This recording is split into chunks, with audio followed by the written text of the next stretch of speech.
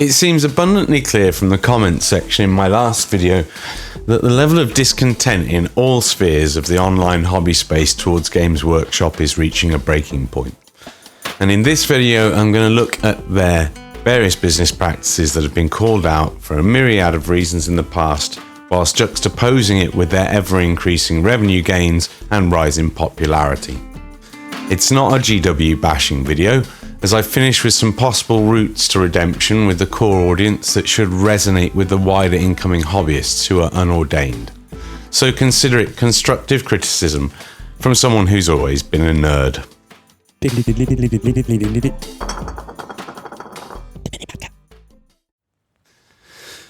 Now, first of all, before we get into the content of the video, I must ask you all to go and subscribe to my second channel, the Beyond the Box Art.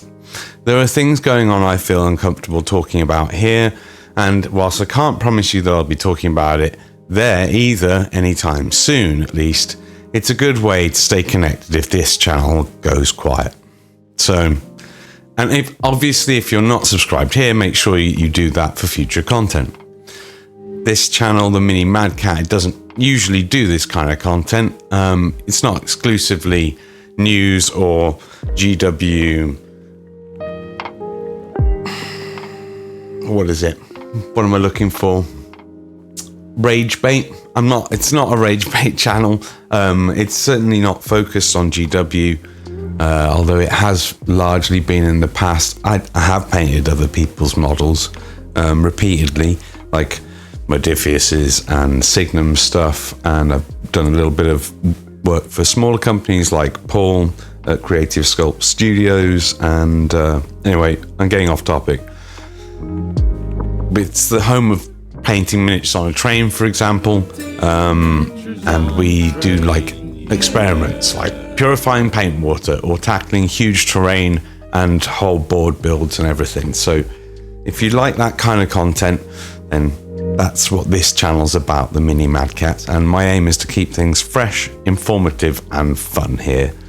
The secondary channel, Beyond the Box Art, is focused solely on not really my miniature painting journey, but helping you in your miniature painting journey, and also to sell models that I've painted to people who just don't get on with the painting side and want to have nicely painted models on the battlefield in their army. So it's the aim of teaching you tips and tricks in order to battle your backlog, and it's also so that I can sell my finished products and armies and things like that, which we're going to be opening a website soon with sales going on there to avoid eBay. I'm a completely independent creator. I'm free from any external influences, and I want to remain that way. So links are in the description below to support me directly if you want to help with that. So subscribe here, subscribe Beyond the Box Art, and if you like this kind of content, then support me directly. Look at the links below. They're all there. Now, onto the subject matter. The true cost of Games Workshop's decisions. The shifting sands of IP control. The rapid expansion of IP licensing seems to directly correlate with cease and desist orders against community creations. I did a quick search, and here's just the list of major documented public cases in a chronological order. Total War Warhammer was announced in April 2015 and was released in May 2016. This was a personal entry I made that wasn't suggested in my search. I added it because I think the franchise deal brought a lot of gamers back, like myself, to collecting and playing for the tabletop. And I'm sure that they must have noticed the uptake in the hobby through sales, not through me personally, but you know what I mean. It likely helped to grow the licensing team, which may have led to the following deals, which were much larger in scope to happen. It's usually a three-year lead time for anything that Games Workshop really do, and that was in 2016 the game was released, and then it was in May 2019 that Bandai joined in. They publicly announced an ongoing merchandise deal for Warhammer action figures and collectibles. I've got a cough at the moment. I think it's seasonal, but it's probably also the fact that I smoke. May 2019 by publicly announcing, so this Bandai, they publicly announced their Warhammer franchise basically deal. That's the first toys that Games Workshop, I think, has ever made. Correct me if I'm wrong. If you don't count plushies, I'm not sure what came first. What came first, plushies or Bandai? Funko Pop was the same year, a little later anyway. There's a positive feedback loop from Funko Pop doing that, because there's obviously a collector market already established for Funko Pop. And then Amazon film and TV adaptations was like a couple years later. 3 years later, we started to hear about that in 2022. They finalized their merchandising arrangements last year, I think, maybe, and we started to hear more from that over since 2022 and up until the present day. And it's a huge strategic licensing thing for Games Workshop, because for screen adaptation rights, because it promises to open the hobby space to a market that they have desperately wanted to get their hands on for a very long time, the general public, via TV and moviegoers. Then, of course, most recently, we've had Warhammer 40,000 Space Marine 2, which is a smash hit by Saber Interactive, who developed the game, and Focus Entertainment, the publisher, released it in September 2024. And then Games Workshop have, obviously generated a lot of licensing revenue from that.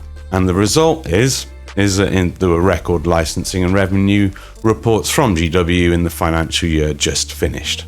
And they've basically said that it's mostly Space Marine 2 that's driven that, and that they think they may never make that kind of record licensing deals ever again, because it made that much money. They genuinely think that they'll never achieve those kind of records again, which is an interesting one. It's not every contract, of course, by any margin. I'm sure you can all think of loads. If you've got a particular one that you were a fan of, a particular game that came out, or plushie, or whatever it is, let us know down in the comments what your favorite one was. Those are the visible deals, right? That's the visible deals that they've had that have shifted their market capture, basically. And as the wider audience gains a greater awareness of Games Workshop, and especially their 40k universe, there's also been a move, quite likely encouraged in a little way by external pressures from the wider audience, but also from the franchises who they're making these deals with, to make the universe feel more inclusive. Putting the inevitable screeching over this matter aside for a moment, that's already starting from me air quoting now, it's particularly interesting when put in contrast to recent cease and desist letters and enforcement actions that have gone on during this same period of time, and the chilling effect that such actions have. Cease and desist and/or enforcement actions, a chronological highlight from 2015 to October 2025. GW's IP enforcement appears more visible and intensive under Kevin Roundtree's tenure. Not an accusation, it's just an observation. From selective cease and desists and removal notices up to broad online seller takedowns and policy shifts around fan animations. So first you've got Mastartis. In 2019, Simon Peterson's acclaimed fan-made project. Fan-made? He made it himself, personally. This one man made one of the most... If you haven't seen it, you've got to go and see it. Astartes came out... You must have seen it.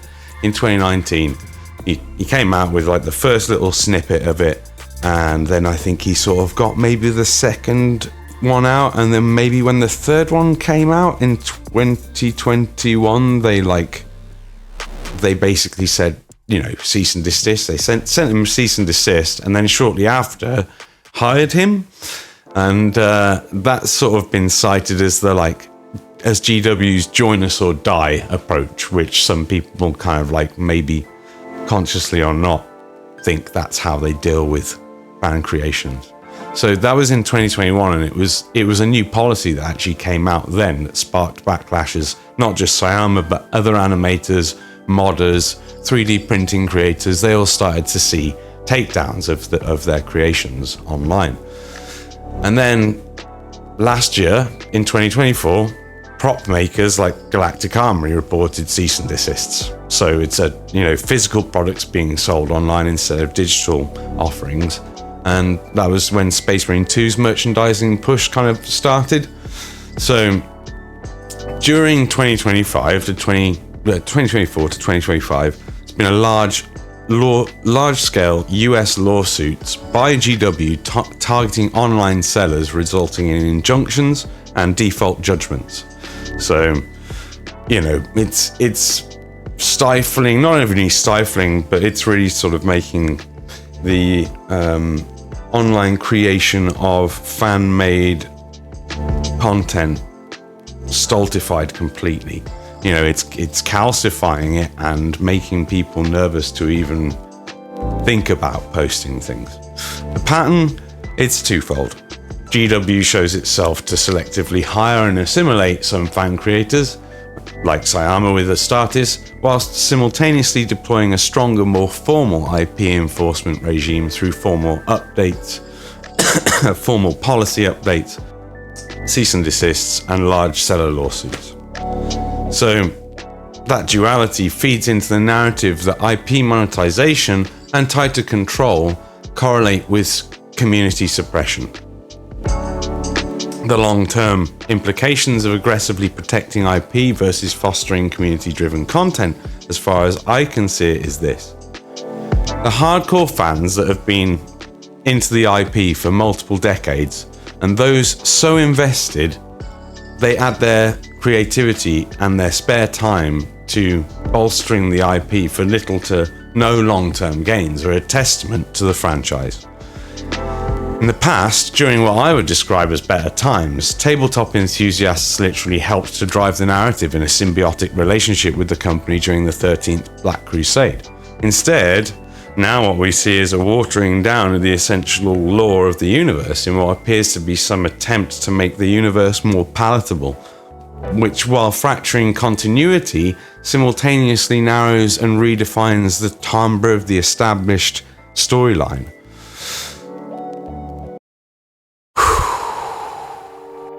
The price of premiumization and perception. GW's price increases have become an almost annual event since 2019, averaging between 3 to 20% increases, while citing rising production and transport costs. Profit and licensing revenues have soared in parallel. As market leader, GW sets the industry pricing tone, and so that forces competitors to follow suit, and it squeezes accessibility for both newcomers and veterans to buy product. Is the premium experience justified by quality and innovation? Or is it pricing out players whilst reinforcing the illusion that lower cost products are inferior? Their sculpting standards are undeniably high. Perhaps the best in the industry. But personally, I still love the charm of hand-sculpted metal minis, not metal necessarily, but I think metal is inherently more valuable and worthwhile to collect. And I prefer the work like Trish Cardan's Dragons and Kev Adams' Goblins, personally. Quirks and imperfections that are in the model, and that's being harsh, saying imperfections, but, they're more quirky, they're more fun, and it adds to a sense of whimsy to the tabletop, which I think is sorely lost since the time of that hand sculpting period. Beg pardon, I'll cut that out. So what do you think? Does GW's polished, all-inclusive hobby package justify its price tag, or would the hobby be better off with more room for smaller companies and independents? Comment down below. The retail ecosystem under strain. The ongoing shift in Games Workshop's retail strategy of prioritizing GW stores over independent local gaming stores isn't a new thing. Here are the notable incidents in chronological order. In 2017 to 2019, there was a £62.5 million RICO lawsuit.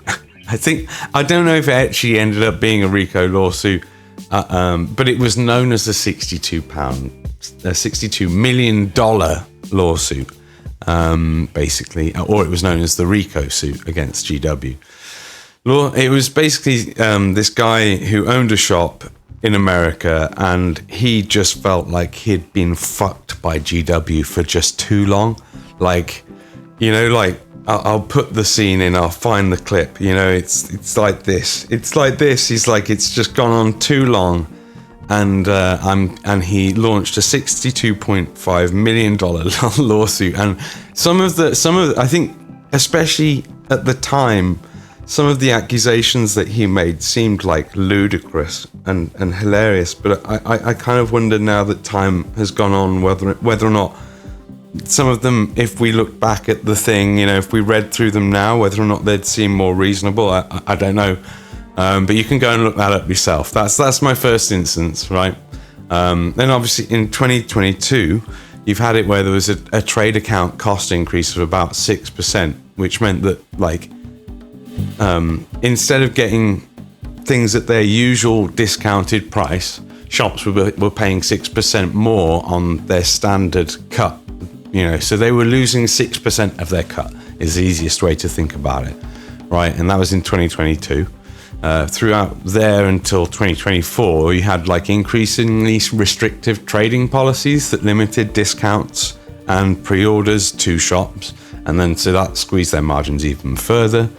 And from 2024 to present day, we've seen sweeping online enforcement actions, which have disrupted small sellers.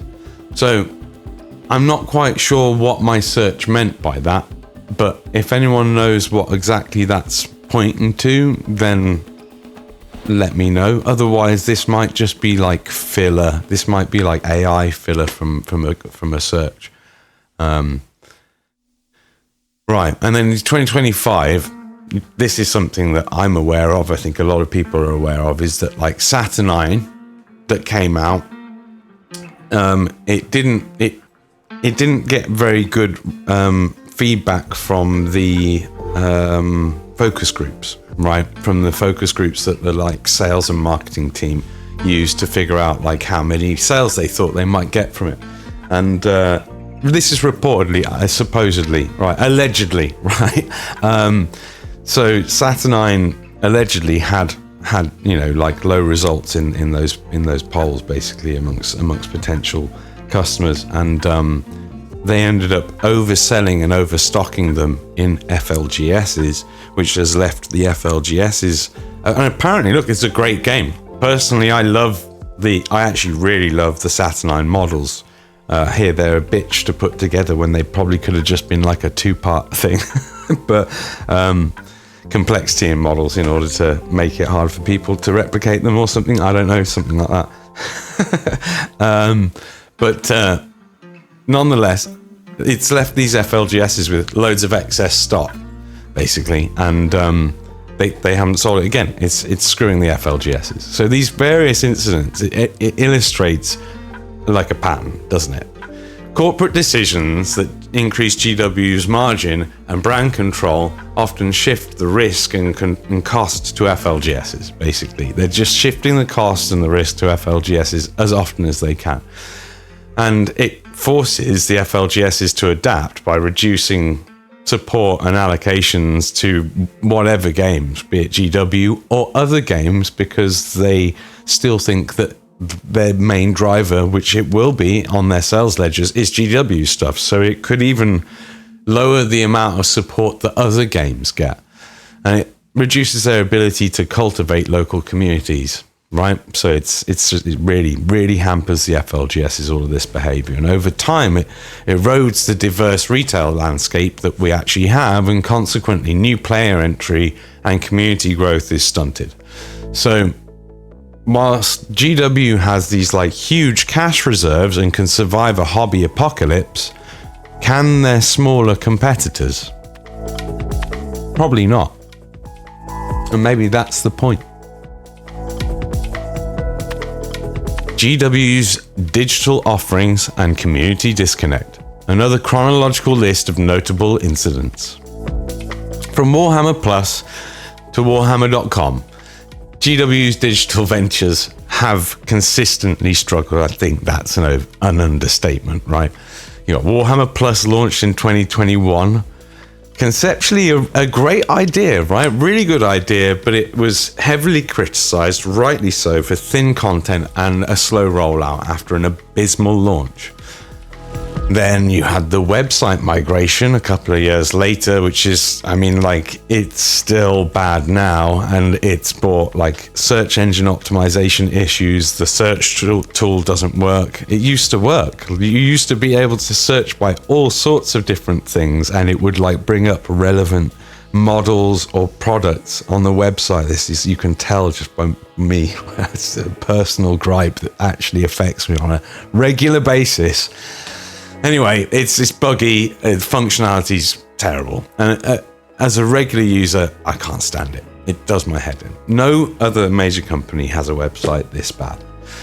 And you got the Warhammer subscription-based app, and the user experience reports on that are really bad. People are getting billing errors, so they're being billed too much, or they're being billed too often.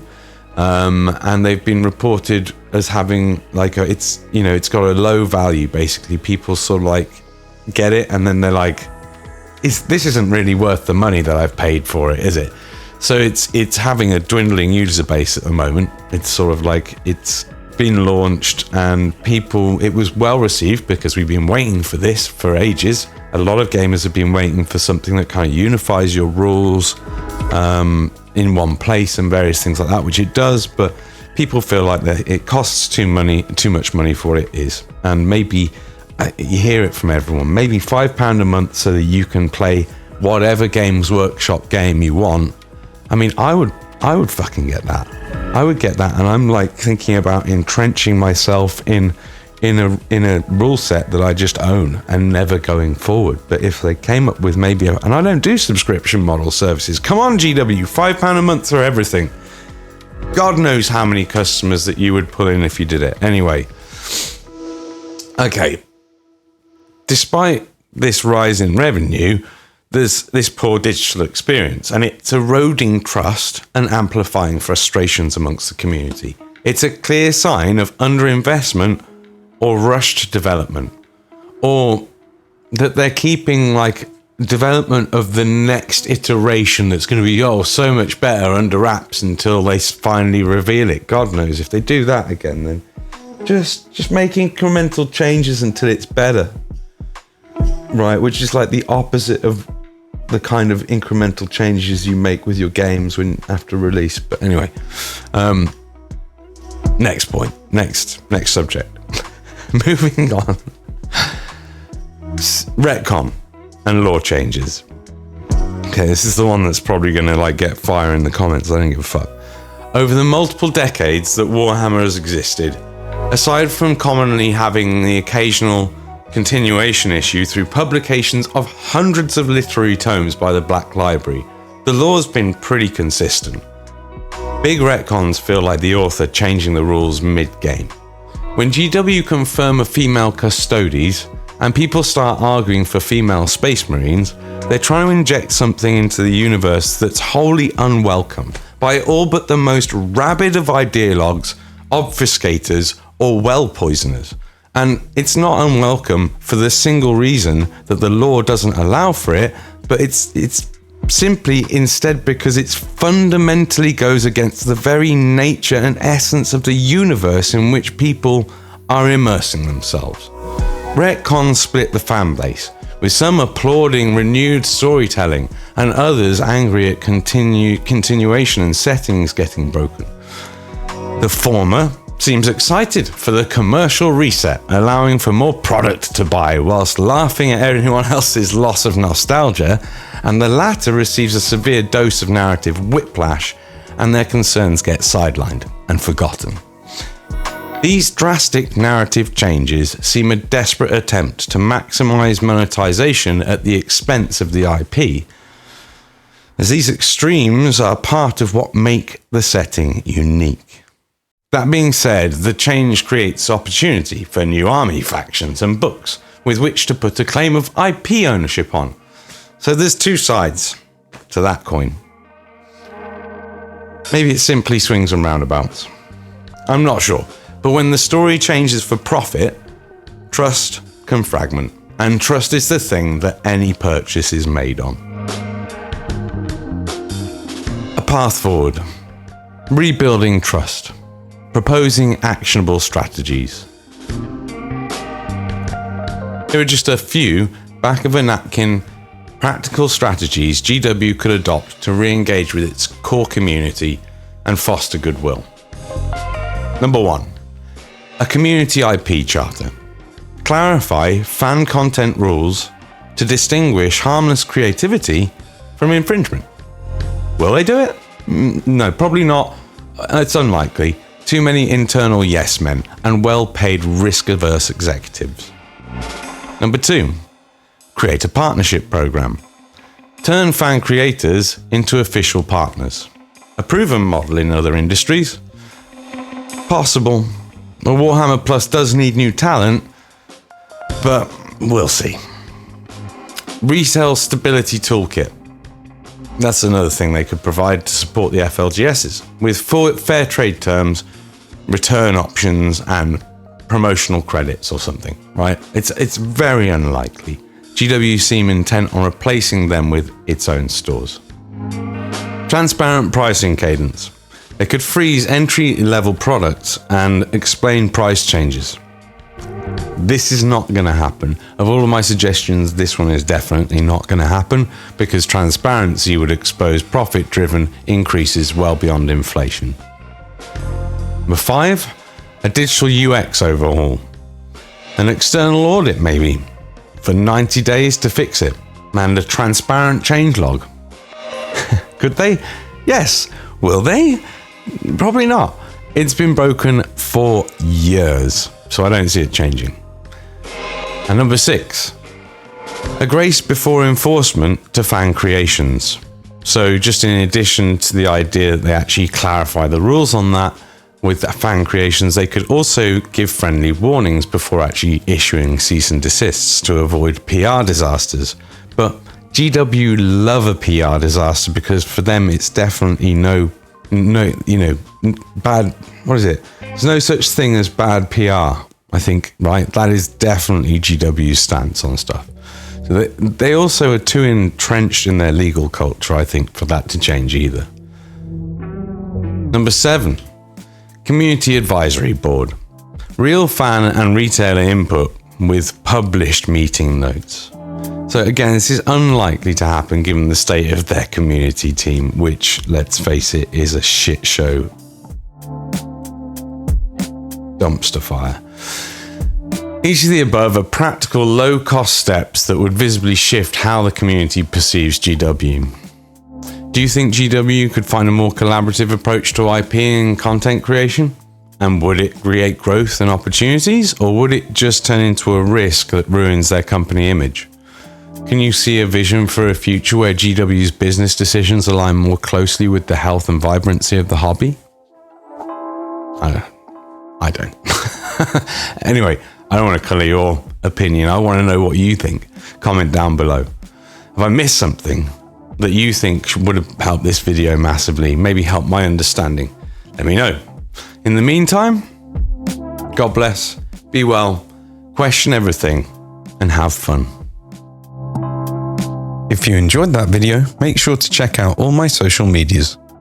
To watch my exclusively miniature-focused content and my completed commission reveals, search out Beyond the Box Art, which is where you'll have been able to find me on twitch.tv since February.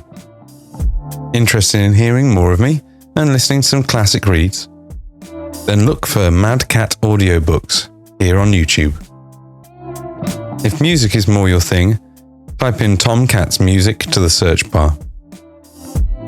You can commission me on Fiverr for my vocal, musical, and audiovisual talents under Mini Mad Cat, and my miniature commission services on Fiverr under Beyond the Box Art, although there is a 20% discount if you do it directly.